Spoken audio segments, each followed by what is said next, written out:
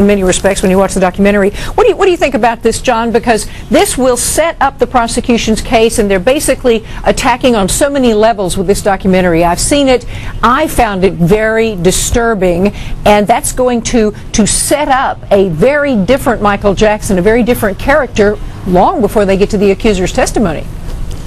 Well, I think it cuts both ways. I don't think there are that many people in the world who don't know about this or who haven't seen it, so it's not a big surprise. Oh, you'd be surprised. You'd be surprised. I would say this. In Santa Maria, I don't think you're going to find too many people who haven't heard about it or seen it, but it's no big deal. It's coming in. So the question is this relevant evidence toward the charges against Michael Jackson? And what Donald said is true. They need every bit of help they can get because this case stinks, and there's very serious credibility problems with the people, the accusers, in this case. So they have to prop this thing up with everything that they can. And of course, the defense would rather not have this stuff come in that's not directly relevant. And of course, the prosecution would like to have it come in, and they'll fight back and forth about this all the way through.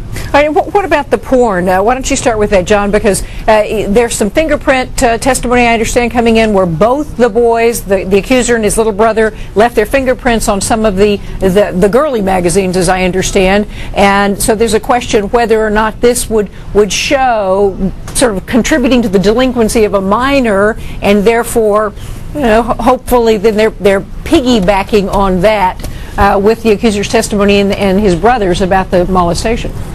Well, first of all, remember, Catherine, now we're not going to call this porn. We're going to call this adult material. That's the first thing. Okay, well, on this TV show, I'm going to call it porn.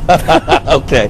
The second thing is, what young 11, 12, 13-year-old boys haven't looked at girly magazines? Now, if they can prove that Michael Jackson exposed them to these magazines so that he could get them aroused, so that he could commit some sex act, well, then they're going to have to put on evidence to prove that. In California, as around the country, circumstantial evidence that's subject to two reasonable interpretations must be viewed in the light most favorable to the defendant, which means if young kids are just looking at girly magazines and they happen to have their fingerprints on them, that's not proof of any illegal conduct on the part of Michael Jackson. But I understand what you're saying. Diane?